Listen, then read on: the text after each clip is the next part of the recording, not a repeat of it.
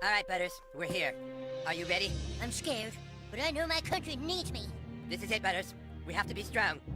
We're taking down those goddamn Chinese right now.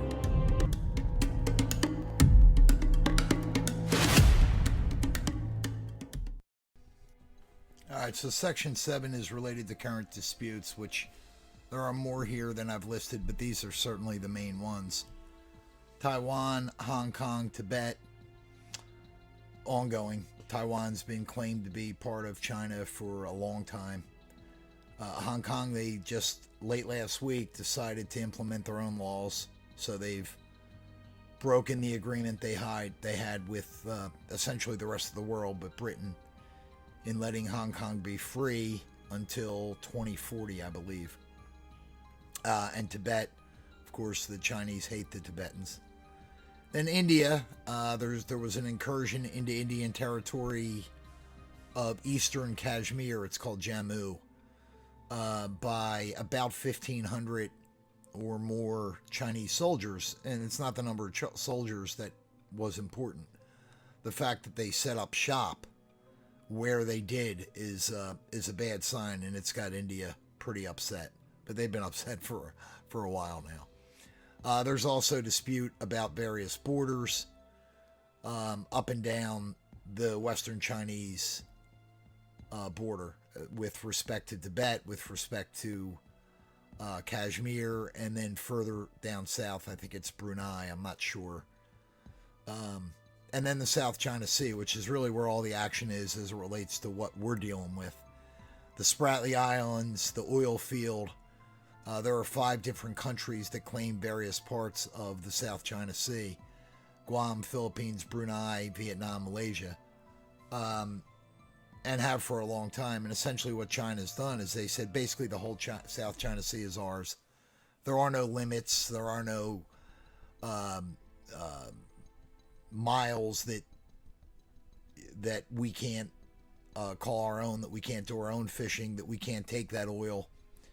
And then, of course, you have every other country, with maybe the exception of North Korea, in Asia, as well as Japan, really concerned about what China's doing. So they've all beefed up their military capabilities. Japan has with respect to its Navy. Taiwan has with respect to its anti-aircraft weapons that we just sold them, which really pissed off China. But let's look through a little bit more detail of some of these disputes.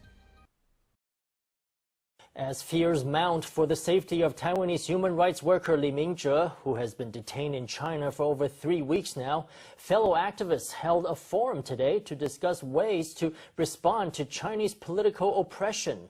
Addressing the right to self-determination not only for Taiwan but also Tibet and Hong Kong, attendees to the event included former Sunflower Movement leader Lin Feifan and Hong Kong Umbrella Movement leader Chow Hang-tung.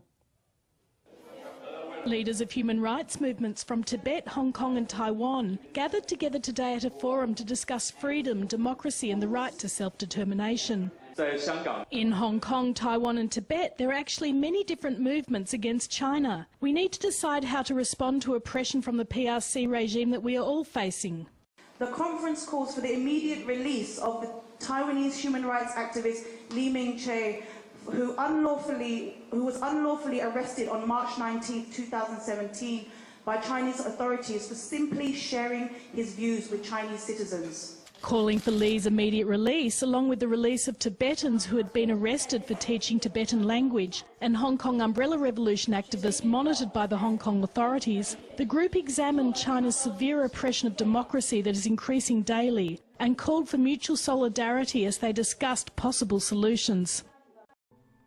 All right, the disputed claims in the South China Sea. As you can see from the map, there are 5 different countries involved in the claims in terms of the South China Sea. Taiwan, which claims the Spratly Islands.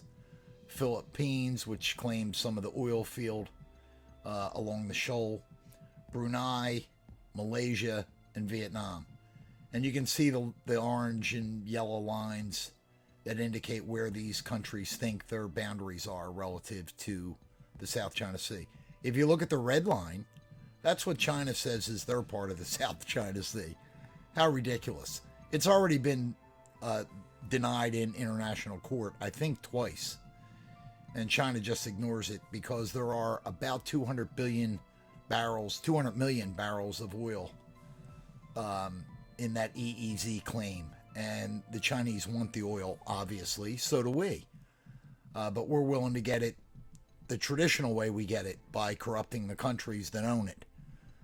China just wants to take it and let the countries get nothing. So I think our way's a little better for the people. Maybe not a lot better, but it's at least better than what China's planning on doing. So that's the situation in the South China Sea as it relates to the claims. We've moved a lot of military assets, a lot of our carriers, a bunch of our submarines. Basically, the whole Pacific fleet is now somewhere around the South China Sea. We've went through most of the areas that China claims are theirs. We're about to go through the Taiwan Straits, which is the top part of this picture. I think later this week, which China has said all along, you know, Taiwan's ours, don't come anywhere near it. Well, we're about to go right through the Straits and dare them to do something. So we'll see.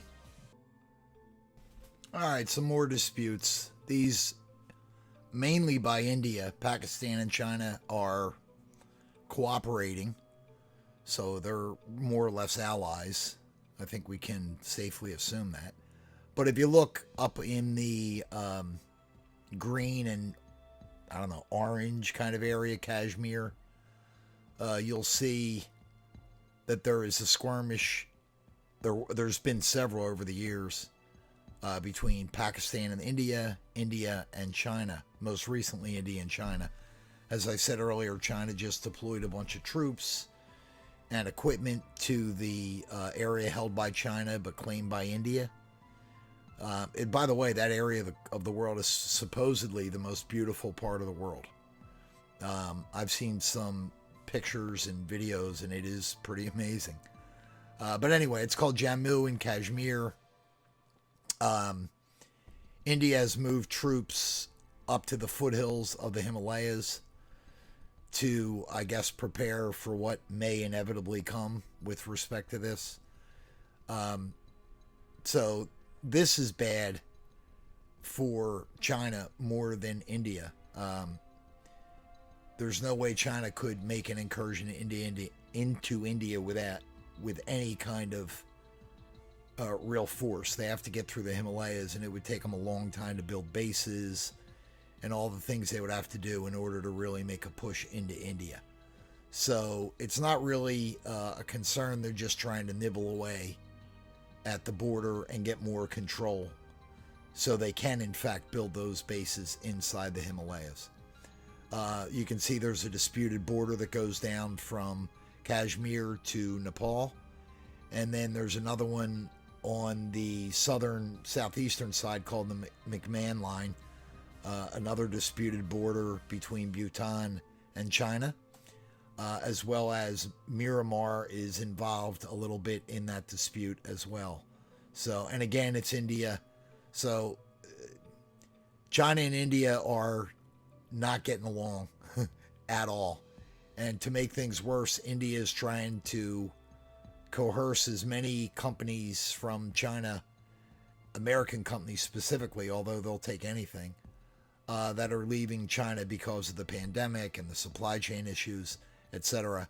So India and China are in a heated dispute right now, as is most of the world with China. So enough said. Let's move on to the next section.